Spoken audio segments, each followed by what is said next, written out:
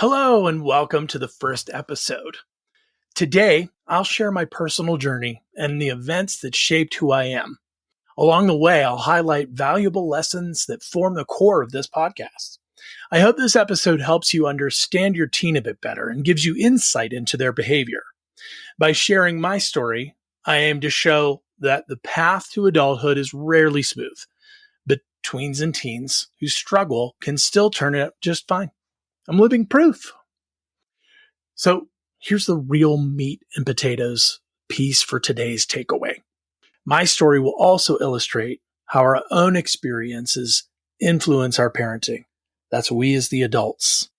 When we heal some of those not so smooth experiences of our pasts, we more clearly see the kiddos in their present. So let's dive in. Enjoy.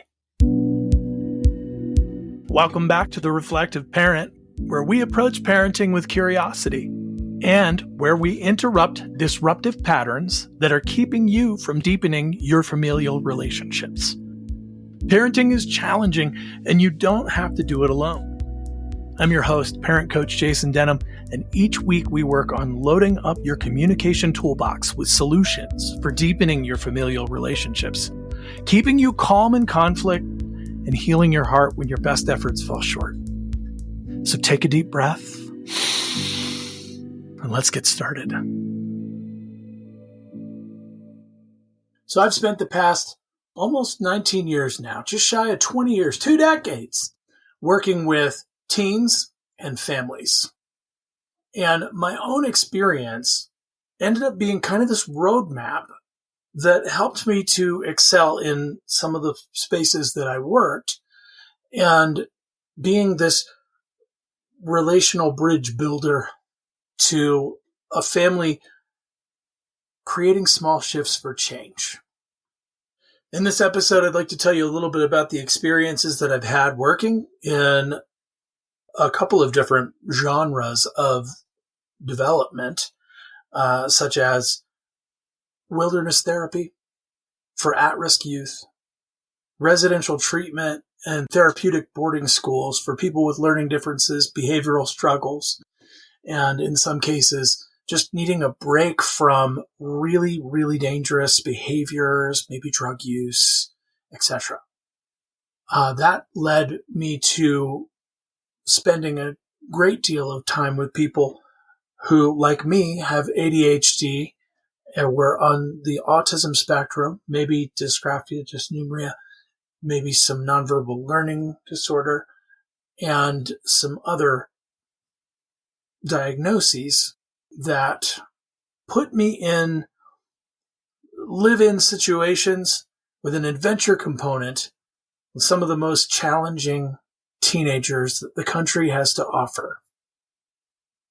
I also worked in foster care, and for a time did some program direction for a company that had within it students who were failing to launch. So what I'll also be talking about is my experience growing up, a kiddo with a condition. I am an epileptic in recovery, and undiagnosed ADHDer until I was 23, who then became an abuser of alcoholic nature, variety. I abused alcohol. And now I'm in long-term recovery for that.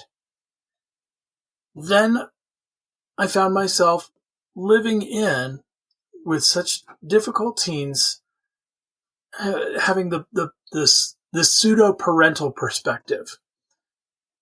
And I feel like that's really helped to shape and round this experience of both sides of the coin, if you will.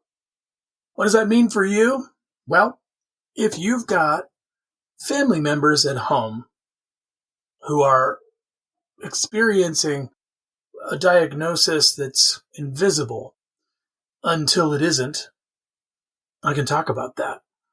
Being an epileptic and having my body betray my brain, or rather, it starts with the brain betraying the body. I know what it's like to feel out of control. And with the ADHD, again, my biochemistry betraying my ability to lean into logic, reason, executive function, do well in school.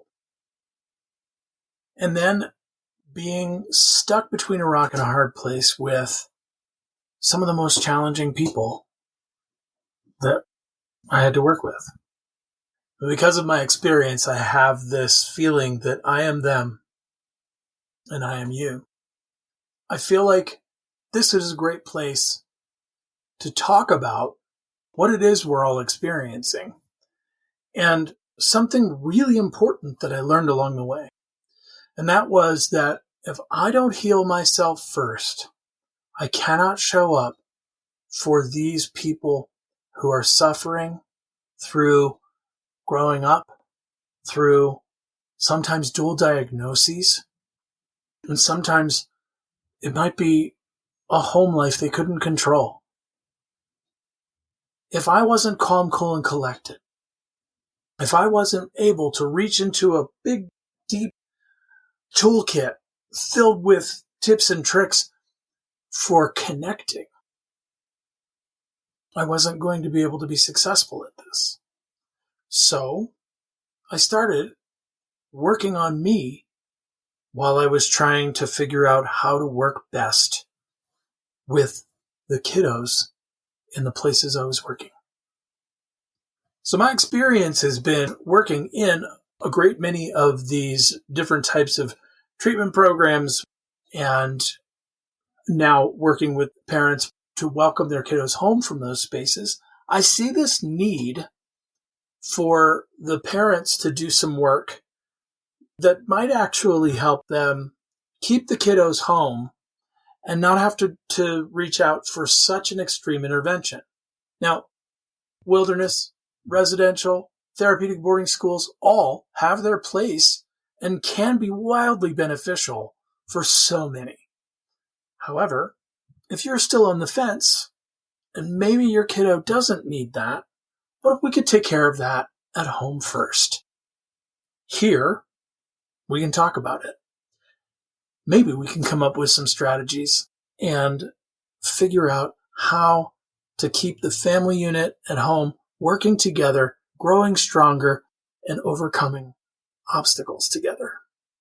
It is my absolute passion to help you figure out how to increase your communication, capitalize on these things like eye contact and attachment that will help you and your entire family feel more connected, build bridges towards one another instead of tearing each other down by mistake, to understand one another and allow your kiddos to become who they're becoming by first accessing what is within you. That ability to be calm, cool, and collected, which sometimes can be a little tenuous at best. Believe me, I've had some bouts of frustration with a stick in the earth in the woods trying to make sense of what I was doing there from time to time.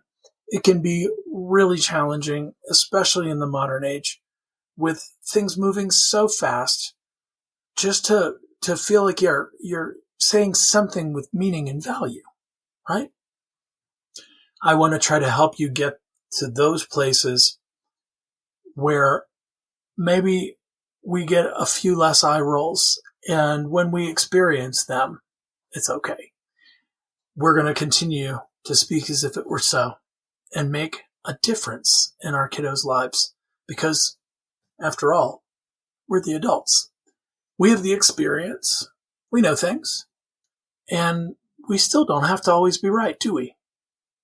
So here is as good a time as any to share a little bit of my story and how what happened to me in the past informed who I became as a mentor, as a staff member, and later as someone who lived in with kiddos and needed to access my experience in order to stay calm, cool, collected, and be connected to the people that I'm serving.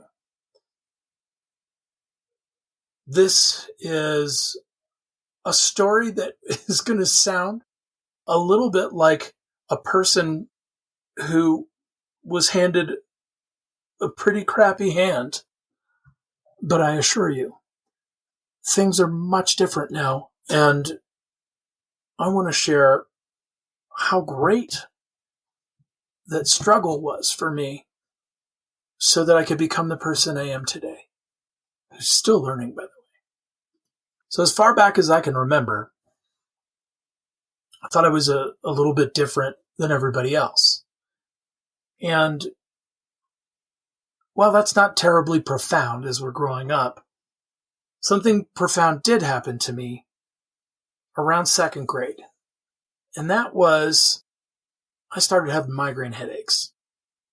It distorted my vision and caused a lot of pain. And it drew attention to me that, frankly, I didn't want. And in third grade, I started to slide behind and started to receive suboptimal grades. And I've often was in trouble for speaking to my classmates too much, not being able to sit still, etc. And in fourth grade, my migraines made this leap over to seizures. And I started to have almost every kind of expression of seizure that there was, from a really mild thing that was like a spell where I might just be nauseated, couldn't quite make out sounds and couldn't quite see, but I'd be wandering, to my brain attacked my body, snatched my consciousness away, and I'm waking up, maybe not exactly dry, and I don't know where I am. I don't know who I am. I just know I'm in shock. And things went on that way through middle of high school. About 17, I started to experience a lull through half-hearted attempts at being more healthy with my food and sleeping and taking medication. These things that were happening to me really kind of othered me. Sometimes from the kids that saw me go through these very public spells and convulsions. And then also, as I was being separated from my peers, having to sit at the adjoining desk with my teachers because I just couldn't keep my gums from flapping. That culmination left me feeling really lonely during that time, very socially anxious, and fearful that the next thing that I do is going to be wrong. I just know it. I can't be wrong again. This experience is something that I tap into when we're talking about family dynamics and why it might be challenging to talk to your teen. If what they're going through is, I'm so different than everybody else, it can be really difficult to reach them. They might tuck themselves back. Heck, I know I did. And I hid from my parents, who were trying everything in their power to reach me and to help me. But there I was anyway, drowning in progress reports, couldn't hold on to the information in the classrooms because most of it I just didn't care about. I cared about music. I cared about art. I could do those things. As a matter of fact, I could deep dive into those things. And I wasn't much of an athlete, a little clumsy. And I did make some attempts to reinvent myself that way. But ultimately, I went back to guitars and trying to create music and connect that way. So bullying was pretty prominent for me throughout. And it, I would say, gave me a little bit of a thicker skin. But the truth is that was a sad time. And sometimes we'll start to see anger manifest from our kiddos when that's going on. And we may, if we look at who is doing the bullying, discover that there's something very tender that's happening for them as well. Understanding that which is on ourselves, the adults, and how we see that playing out with people we care about is one of the ways that we might get snatched in our nervous system and struggle a great deal with being able to be calm, cool, and collected, like I've talked about before. But it is so important to stay focused on what the experience is for you and make sure that we're untethering that experience as being the same for your kiddo. Sometimes there'll be some similarities, but not always will it be exactly the same, right? When I got into college, I thought I was going to go for music. And if any of you musicians are out there going, yeah, right, bucko, you're right.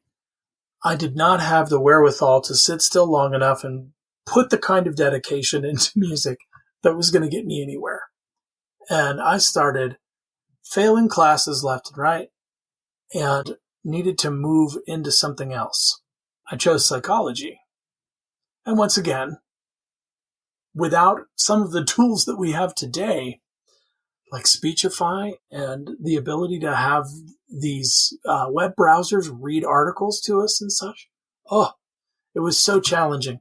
I had to move out of that major and move into art, where I could study the Bauhaus system and I could paint, draw, color, shade, build, sculpt, all of these things that I could do with my hands, which were possible in a way that study didn't feel like it was. So I really struggled through my first several years of college. And then one of those that took a couple extra years to get it finished. But while I was in college, I discovered alcohol, which can act synthetically like dopamine in the body. And as an ADHDer, well, I was at a deficit for dopamine. This felt like belonging. And I can remember the very first time that I experienced a buzz was like in that Guy Ritchie movie, Snatch, from the 90s. Am I dating myself? Where Brad Pitt is a boxer who gets punched in the ring and goes into slow motion over the mat, is parallel to the mat.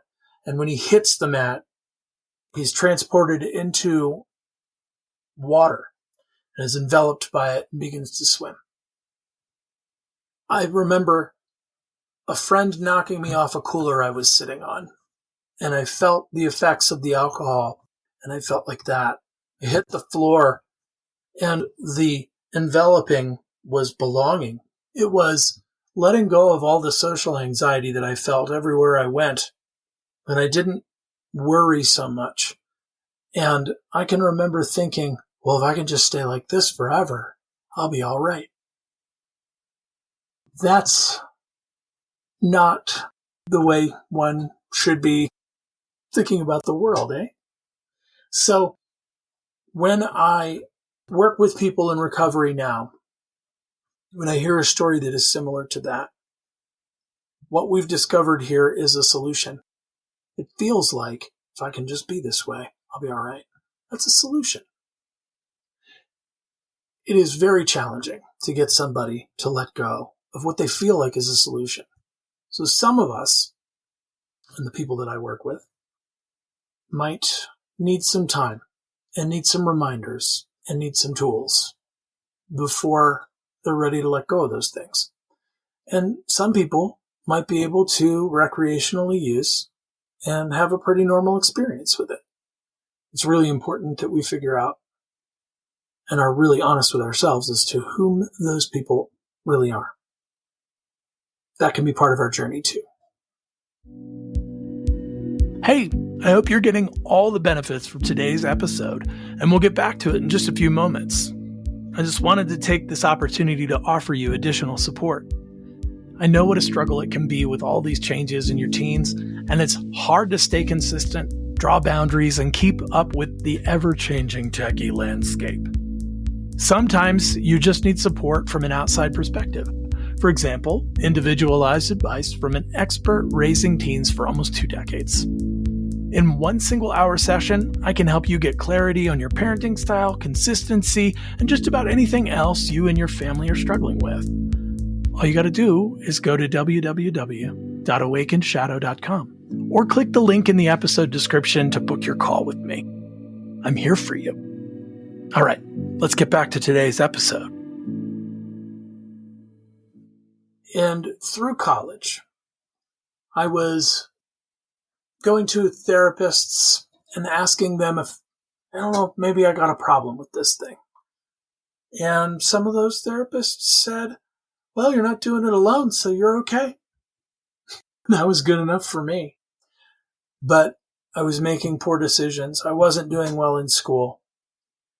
I struggled the whole way through and dabbled in some sobriety with some relapses before moving and becoming a part of this wilderness therapy game where I would be in the woods for a week at a time. And there I could put all my focus and energy on helping others and working on myself.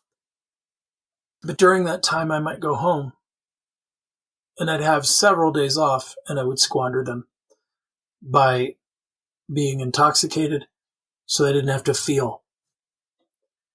It was the work that I was doing with these clients, these kiddos, that inspired me to be better, to do better. And the only way I could do that is if I got sober. So after a lot of attempts and a lot of failure, I did it. And that led me into my time with meditation. I started to do gratitude and meditation while I was sobering up and beginning my journey in long-term sobriety. That led me to a great many different teachers in the Buddhist traditions and eventually to a yoga teacher training so that I could work within movement in order to find better, deeper means for meditation. During this time, I was working in wilderness therapy where we're using hard skills and therapeutic means to help these kiddos come into who they really are, separating them from gang affiliation or violent spaces, getting into hard drugs and so on. It was a place of journaling and a place for quiet reflection, the importance of being connected to nature and boredom. Because when we're bored, folks, we wonder. And I wonder when the last time it was that you wondered. Think about staring up into the starry sky when you were young and that sense of awe. Sometimes our kiddos feel like that is physically painful to engage with. Ain't that something? Being able to invite them towards wonder, boredom, being, and maybe just hanging out right here. Maybe that's the ticket. That's the stuff. So while I'm working in these spaces of wilderness therapy, residential treatment, I'm working with probably close to 150 therapists now, so many of which had to work with cognitive behavioral therapy, dialectic behavioral therapy, all of these other methods that we would then put into practice, helping to achieve outcomes with the students that we worked with. And this made me interested in furthering my education when I finally eventually stepped away from doing these live-in positions and working with the teens to understand attachment better. And I spend time working with integrative approach, and I've been reading John Bowlby and Sue Johnson's work with attachment in the efforts to help us to deepen our connections. That led me to the Hakomi method, which translates to where I stand. And it has to do with taking a look at the strategies we develop from the woundings that we have when we're young. Sometimes they're just kind of showing up in our lives. Other times they might be pervasive to the point that everything is dictated on a specific wounding that may have happened when we were young. So I'll give you a for instance. For me, that othering, that loneliness that I felt, the bullying that I received, had me make some bargains. And one of those bargains that I made with myself is I'll never be a bully. That kind of bargain that I've made with myself allowed me to be naive at times. And I might be taken advantage of because of my desire to be more helpful than harmful to others when I was young. And another bargain might have come up around being bullied that was, I'm not going to be taken advantage of anymore, which could engender then a certain amount of skepticism. When we take a look at where we've been, who we were, that inner child work, we might discover that it's showing up today in our parenting. And it's worthwhile to go through that, to honor that which is within us, and do a little bit of work with that youngster who still might be crossing his arms and shaking his head. I'm just thinking about my guy, right? I'm not going to change for you. That kind of work may actually help you to show up energetically different to a hard conversation that's totally worth having with your tween or teen. Maybe even with your partner or your siblings or your parents. But I will say this, change is a process and it's slow. I like to say to people when they ask me, how long is this going to take? My answer is usually twice as long as you want and then a little bit more. See, change is really challenging and most people don't do it. But if you're here and you want small shifts for change, well, hey, that's a little bit more manageable than just thinking about change for everyone. What can I change within me? Something small that helps just a little bit. That's what we're after here on The Reflective Parent. Can I show up a little bit differently in my tonality? Can I be more direct where I wasn't before? Can I be more gentle where I wasn't before? There are many different ways to show up. Can I invite my youngster to give me more feedback and have me work on active listening rather than trying to solve problems for them? Because that's where they are. Can I employ a little bit of breath work in order to check in with my body and know that I'm okay? Or, is that my pulse? Wow. I might need a breather. I've got to go take a couple of minutes. Maybe I got to take an hour and go to the gym. Go for a run. Go for a drive. Do some yoga. Maybe it's to crochet. Whatever you need to do. Things don't have to happen very quickly and right now. Very often, our fight or flight might get triggered, and we might think that this is life or death right now. Because that part of the brain, the amygdala, doesn't know the difference between your kid saying no about taking the trash out and it thinking, we're all going to get sick from this old trash in here. It might be a little extreme. But what we want to look for are ways to increase our own calm from within, rely on what we know from our experience, and circle back. Circling back is so important and not something that's talked about very often. I believe that if we can talk our way into making repairs with one another, just about anything is possible. Your kiddos are resilient. Sometimes they may express as having very little resilience, but if we encourage them, they're going to surprise you. So coming back and saying things like, I think I was wrong about that, can be enormous.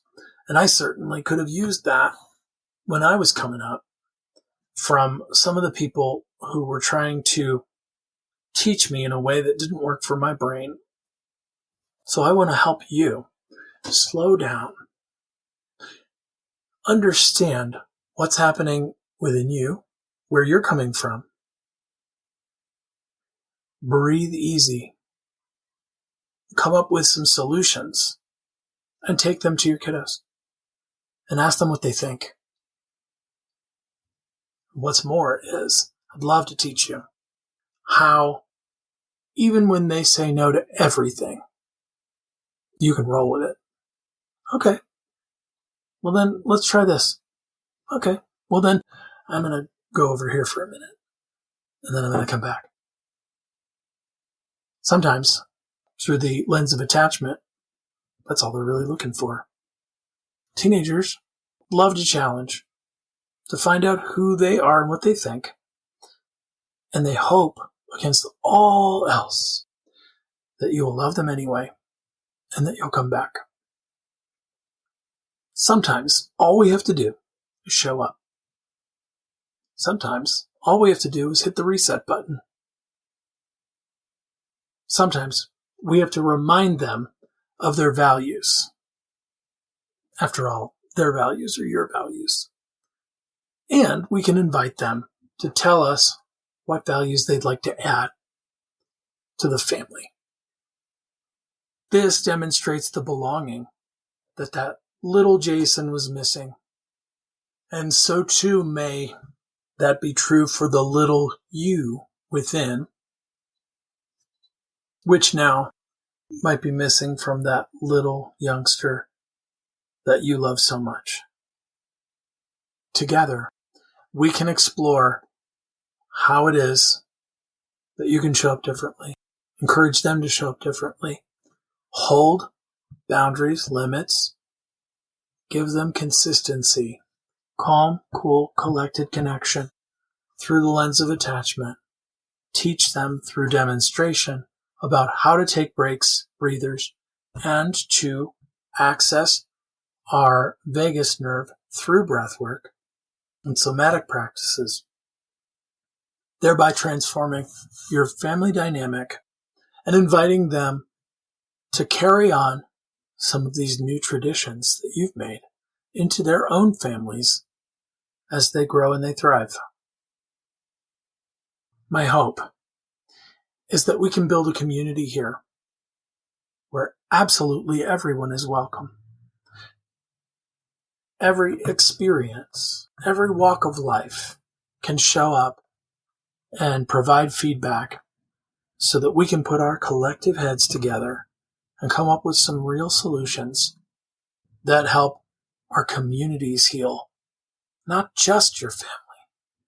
But before we pull back too far and get overwhelmed, all we have to think is this. The bodhicitta, or a series of vows that the bodhisattva abides by, and one that is so important to me, is that we are going to save the world one set of eyes at a time. Start with your family. Start with your relationship with the self. And you'll be amazed at what you can do with the rest of your family members and how that branches out. They go into the world and they affect their relationships, and their friends' friends affect theirs. We can come back to a society that looks to one another and counts on one another again. It all starts right here. You are powerful beyond measure. And if you're feeling exhausted, if you're feeling like you don't know what to do, you're not alone. Not by a long shot. So let's hang out here together. Tell your friends. It would mean the world to me to be able to build something truly special here. And we can support one another, feeling less alone, less isolated, healing old wounds, and learning how to manage new ones. The Reflective Parent Podcast. For you and for all. Thank you for spending this time with me. I look forward to questions, comments, and concerns. Please feel free to reach out. And I would love to be challenged. If you're hearing something that doesn't sound right, I don't have to be right. And as a matter of fact, I'd like to demonstrate to you that I can come back around and I can make repairs too. Because the last thing I want, the last thing that little dude in me wants, is for anybody to feel like they're pushed out. As long as we keep the lines of communication open, anything is possible. And we can work together to pull together, to be a collective of strength, hope, with a gratitude attitude. I'll keep on keeping on. And I hope you'll do the same. And we'll see you soon. Thank you for listening to The Reflective Parent. If you know a parent that would benefit from this episode, please send it to them. And if you love this show, it would mean the world to me if you would go to Apple Podcasts and leave me a rating and review. And I'll see you next week.